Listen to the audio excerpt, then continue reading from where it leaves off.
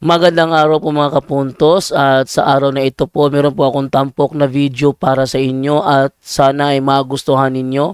Kaya sa mga bago pa po sa aming channel, please po don't forget to hit the subscribe button at ang notification bell para maging notified kayo sa bawat video na ilalabas ko sa channel na ito. At bilang kahilingan po ng punto por punto team at naway maintindihan po ninyo, sana po wag nyo pong i-skip yung mga ads sa aming mga video. Sa maliit na bagay na po na yan, malaking tulong po yan sa ating programa at sa ating ministry. Sana po maunawaan po ninyo. Maraming salamat po, kaya wag na po natin patagalin. Simulan na po natin.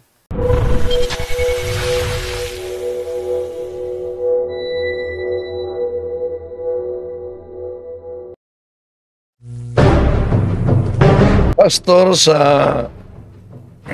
splinter na sekta sa Seventh-day Adventist na si Pastor Joel Apolinario na naunang nakasagutan ni Pastor Apollo Kibuloy ang nahatulang makukulong habang buhay dahil sa money investment scam.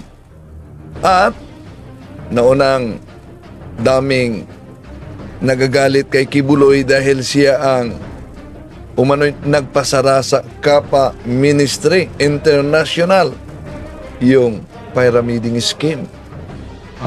Kappa founder ng community founder ng Kappa Community Ministry International na si Pastor Joel Apolinario. Nagkaroon nga tayo ng issue sa kanya noon at tayo nga pinagbuntunan ng maraming batikos nang dahil sa ito ay ipinahuhuli ng ating batas, ng ating gobyerno, pero labag pa rin sa batas ang ginagawa. So, nangyari noon na napakaraming nanggalit sa atin kasi ako raw ang nagpasara ng Kappa. Hindi na. At matapos nasara, talagang daming nagagalit kay Kibuloy, no? Nahinto ang naturang investment scam. At daming kumita. Yung nauna, may banat si Pastor Joel Apolinario kay Kibuloy. Yung mga kaanib daw ni Kibuloy ay pinaglilimos kahit saan. Miyembro ni Kibuloy nagpalimos sa airport para ibigay kay Kibuloy. Anong ginawa mo dyan? Ha? Anong ginawa mo dyan? Yung mga members mo sa baba, anong ginawa mo? Sinususulan mo ang presidente na ipapasara ang Kappa. Bakit? Anong purpose mo doon? Kasi wala nang membro mo na nagbinta ng photo? Naku, Kibuloy. Yun ang banat ni Pastor Apolinario. Noong pamang taon 2017, August hanggang 2018, meron ng 120 cases sa syndicated estafa na amounted mga milyon yon, no? 7.16 milyon, mga kapatid. Pero nagtago, ganap na sarado ang Kappa International 2019. Nagtago si Apolinario, nahuli taong 2020. Sino bang mag-akala na sa banat din ni Apolinario tungkol sa panglilimos sa mga kaanib ni Kibuloy, si Kibuloy ay iisasalang sa Senado ngayong 2024. Ito'y tatalakayin natin. Samahan niyo ako.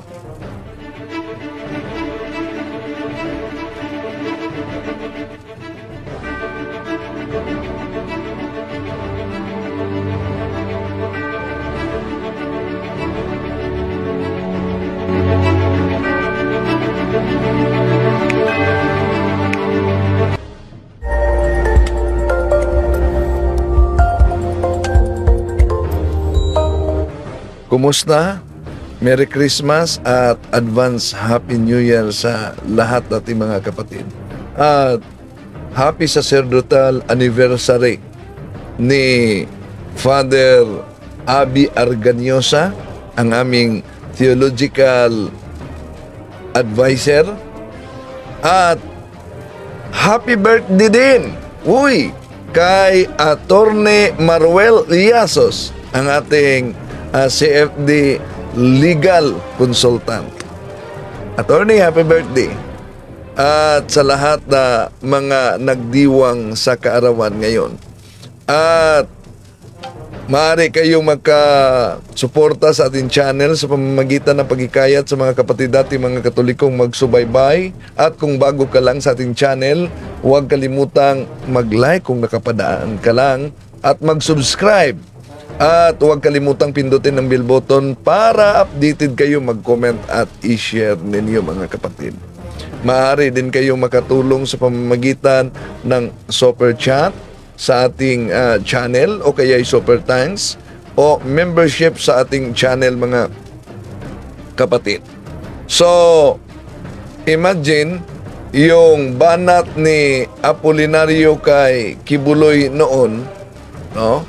Na ano daw? Miyembro ni Kibuloy nagpalimos sa airport para ibigay kay Kibuloy. Anong ginawa mo dyan? Ha? Anong ginawa mo dyan?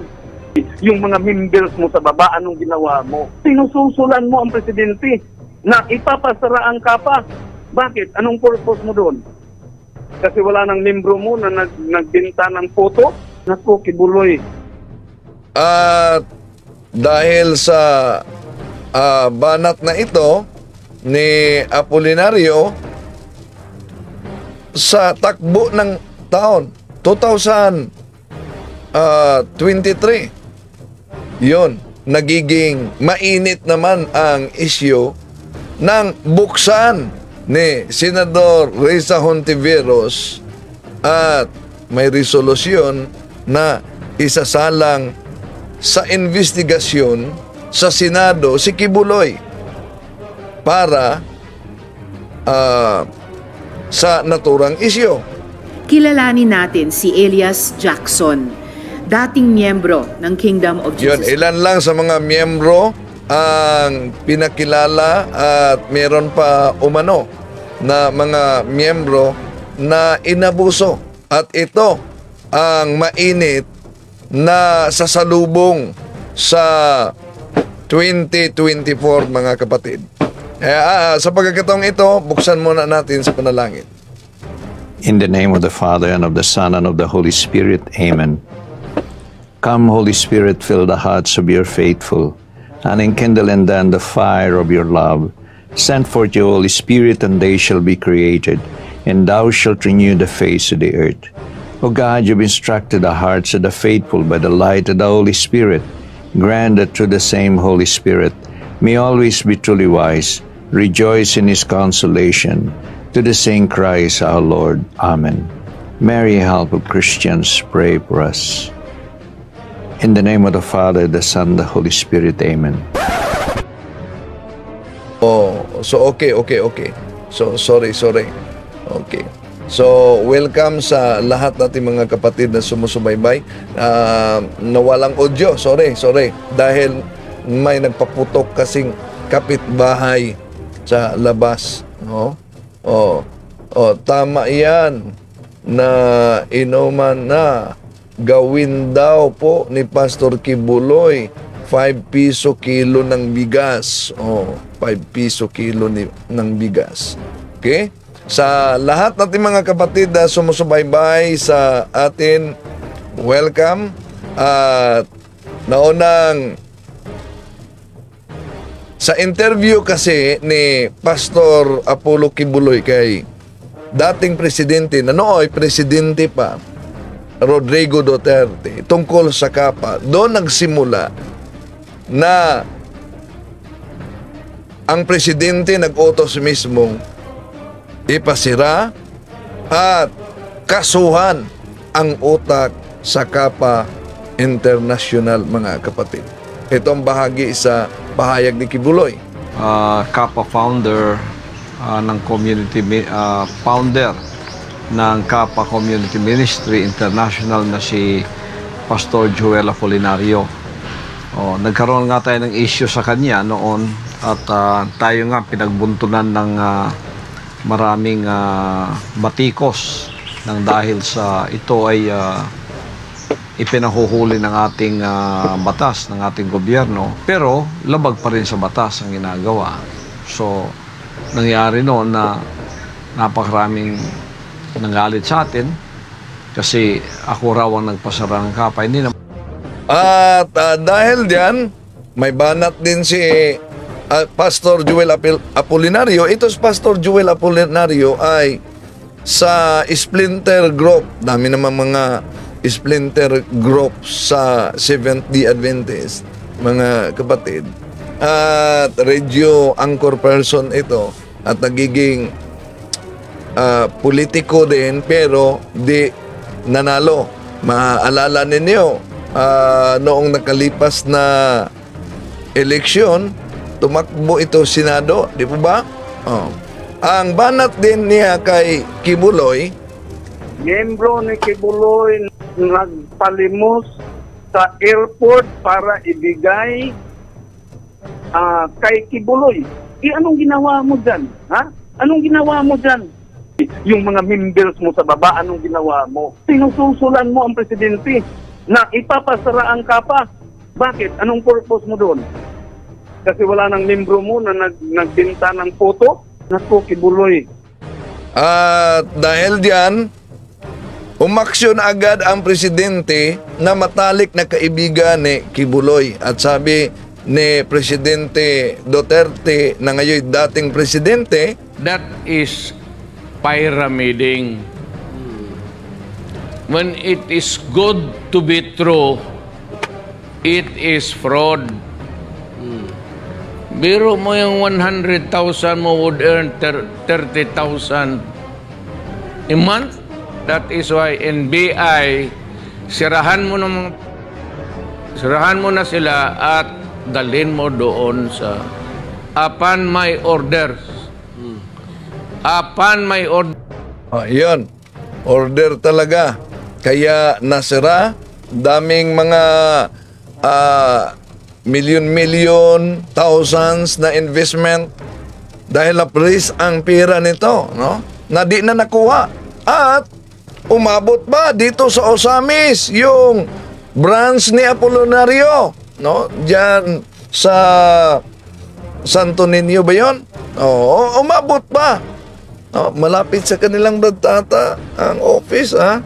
At merong license na yung license, hindi license, yung ID ng Kappa Ministry na nakalagay na yung pera ay kusa mong dinodonate.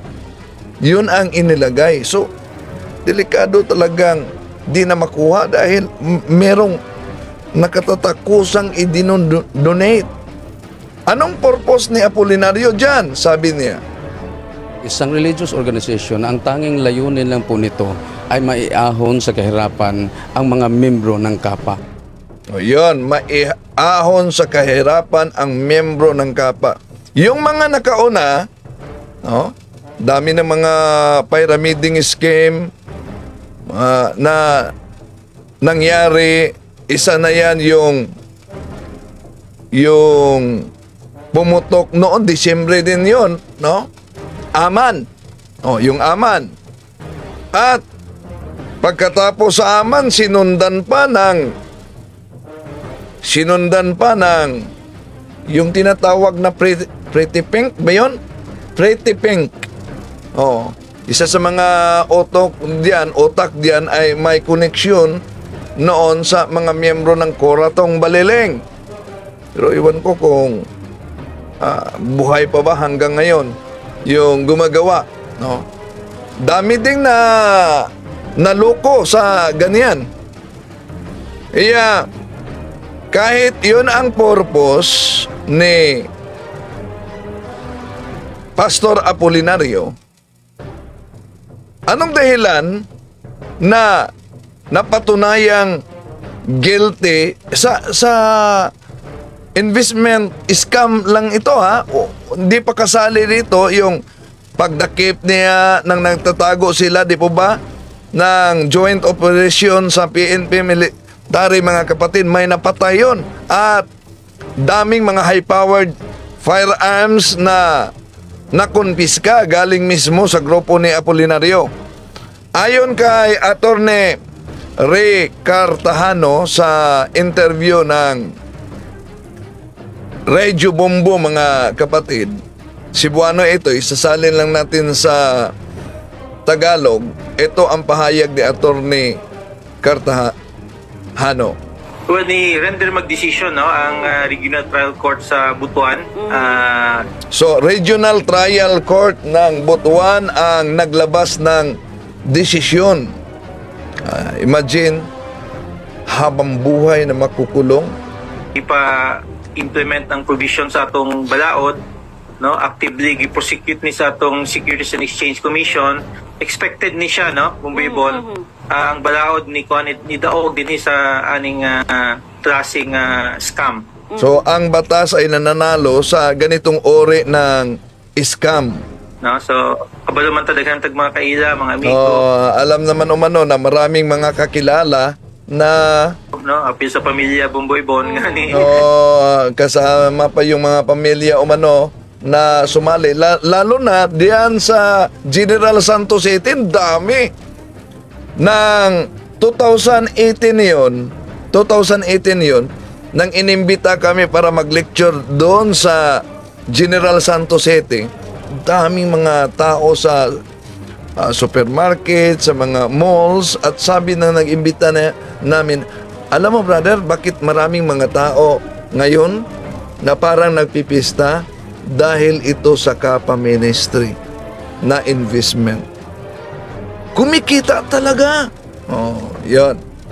So 2018, di pa yun pumutok. 2019 na yung na-interview ni Kibuloy si Presidente Duterte, noon na ngayon dating presidente, na nag-utos sa NBI na isigawa yung raid talaga.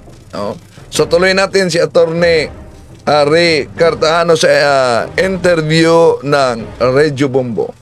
Investa ni, but ang atong tanawon man gud na ibalaod, no, na ibalaod nga ni Daog din no. So ang tingnan natin, may batas na nanalo. Type of case nga clear jud diha sa decision sa husgado, usa ni siya ka scam. So batay sa desisyon sa korte, ito'y isa talagang scam. Siguro ilan sa inyo dito nakikinig sa atin nag-invest din sa may investment din nitong tinatawag na Kapa International Ministry. Ilan kayang libo, milyon nakuha ba ninyo ang investment ninyo? Tuloy natin. Una, ang giklaro sa husgado nga wa ni sunod ni sa pamaagi sa Securities Regulation Commission ni kuhag investment, no, maskin giingon nila donation. So nilinaw umano ng korte na ang Kapa Ministry International ay hindi sumusunod sa regulation talaga at pumasok sa investment. Pero giingon sa husgado nga kani siya usa ni siya ka pangolekta, no, na i-promise nga na ay return.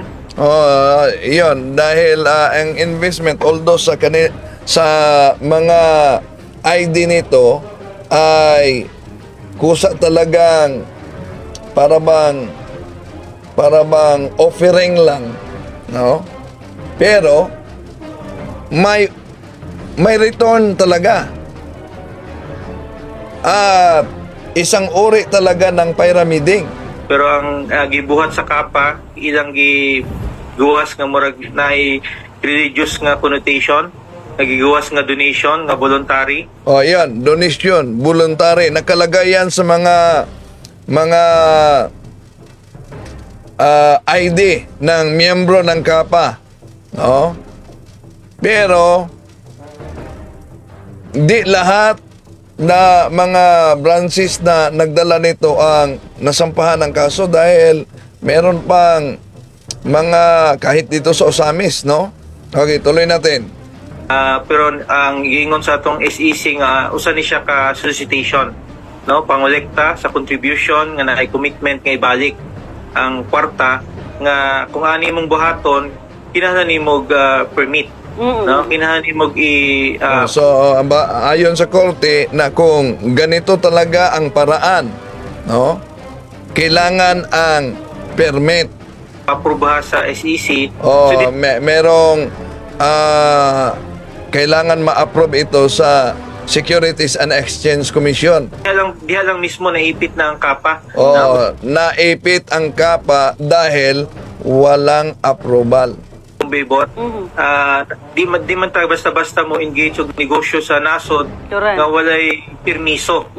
So hindi pwedeng magiging kabahagi sa investment sa bansa kung walang pahintulot so diha sa pamahalaan mismo. Klaro, naipit na kaduha. So, sa pamamagitan diyan, ayon sa paliwanag ni Attorney Ray Cartahano, yun, naiipit yung Kapa International Ministry daw. Ilang commitment na kanang pagbalik og kwarta, wa na tinuod na siya.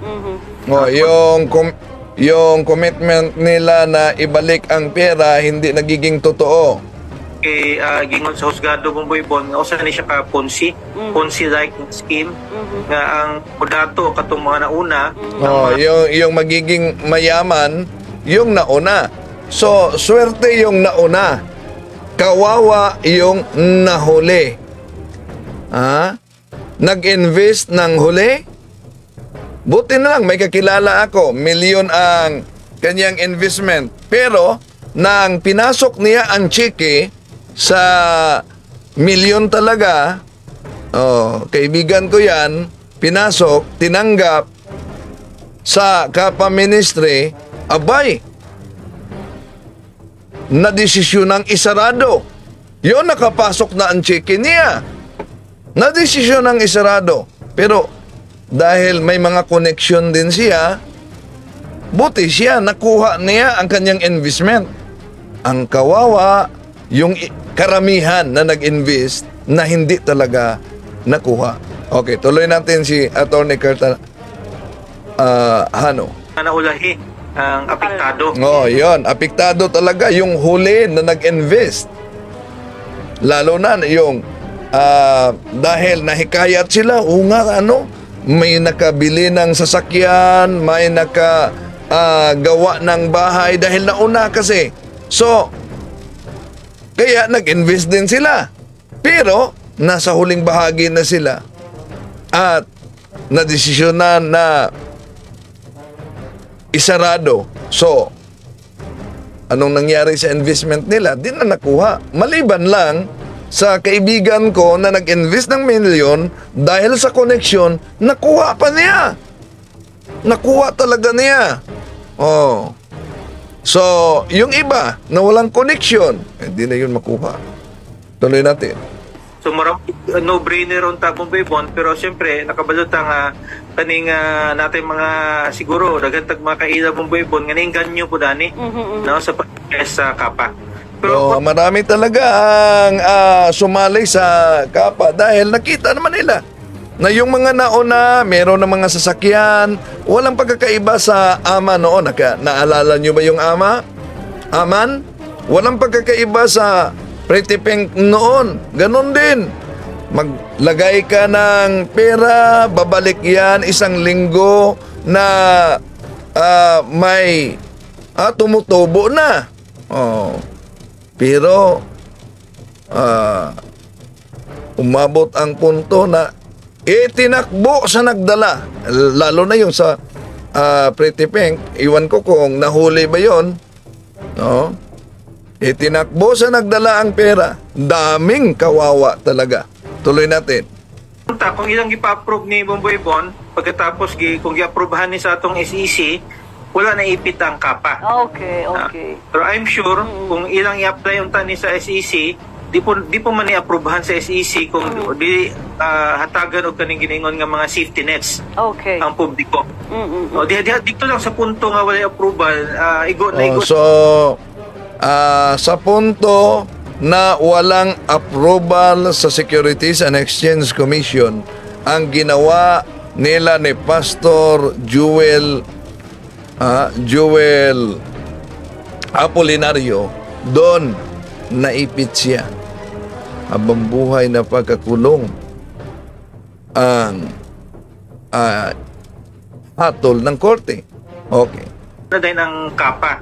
No? Kaya kung na-approval ang tani siya, maskin mo commit sa 100% per month, usan ni siya ka-legal nga pamaagi. Okay. Pero dito pa lang sa walay approval, dito pa lang naipit na ang kapa.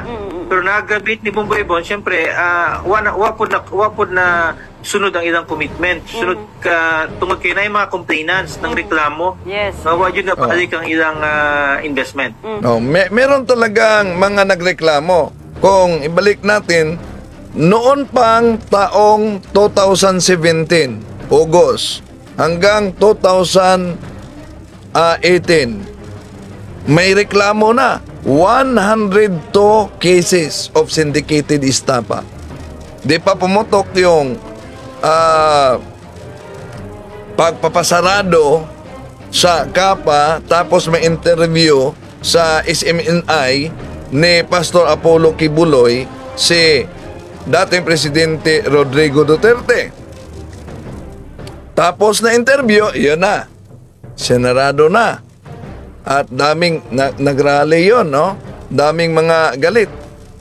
At sino bang mag-akala na dahil sa pagpasarado ni Kibuloy sa kapa, nasara talaga.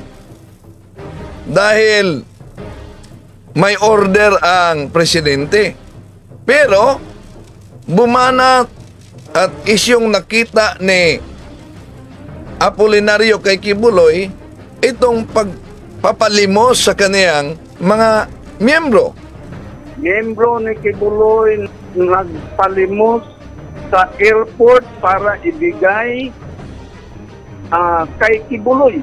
Anong ginawa mo dyan? Ha? Anong ginawa mo dyan? Yung mga members mo sa baba, anong ginawa mo? Sinususulan mo ang presidente na ipapasara ang kapa. Bakit? Anong purpose mo doon? Kasi wala nang membro mo na nagpinta ng photo? Naku, Kibuloy. At sino bang mag-aakala na 2019 pa yung pahayag na yan, na ang pahayag na yan ay magiging mainit na issue din sa huling bahagi ng 2023 dahil sa resolusyon ni Senador Risa Hontiveros, mga kapatid, na isasalang sa Senado si Pastor Apollo Kibuloy dahil sa mga abuso sa mga miyembro daw sa pagpapalimos nito. At ito ang nauna nang ipinakita ni Senador Risa Hontiveros. Kilalanin natin si Elias Jackson, dating miyembro ng Kingdom of Jesus Christ, na ikikwento ang mga karanasan niya.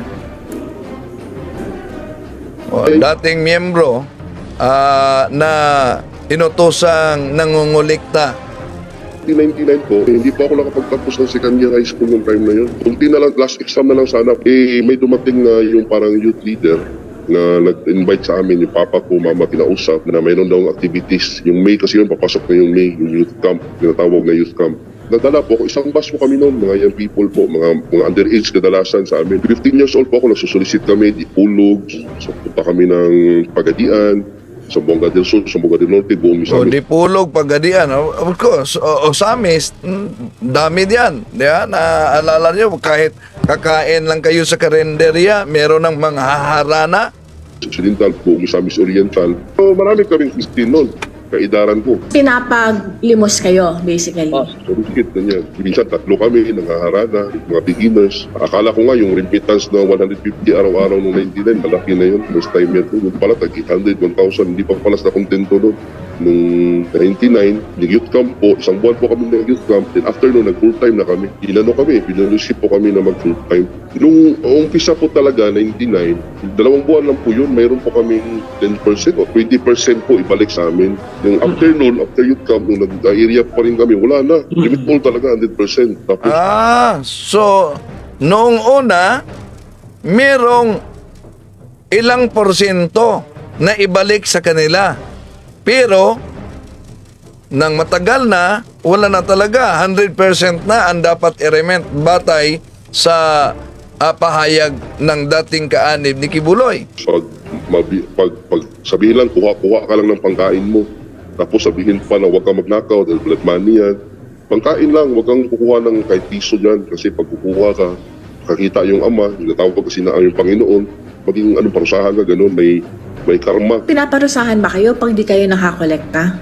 Nung bago pa ako, nasampal ako noong December 1999. Unang sampal ko yun.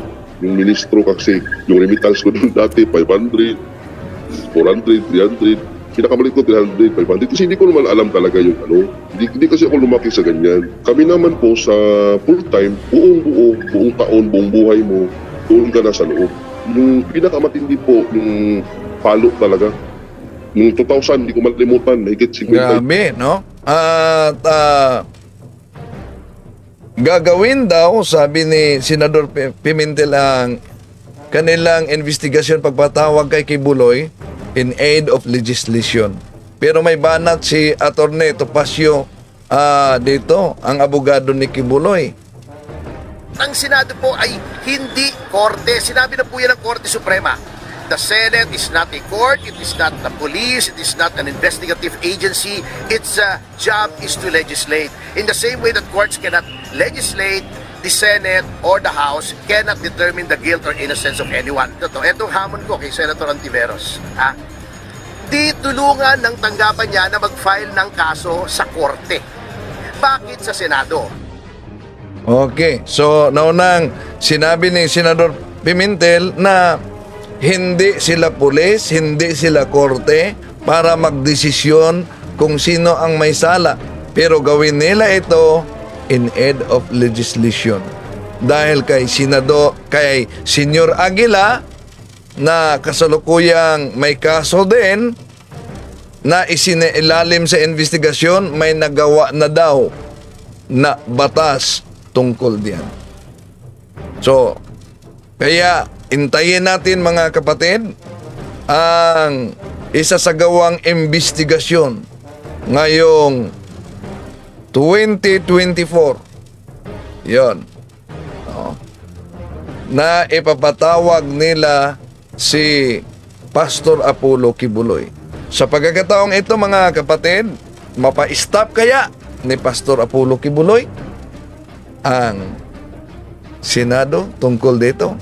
Pasok muna tayo sa mga kasama natin sa punto por punto at inaniyahan natin na makapasok kayo.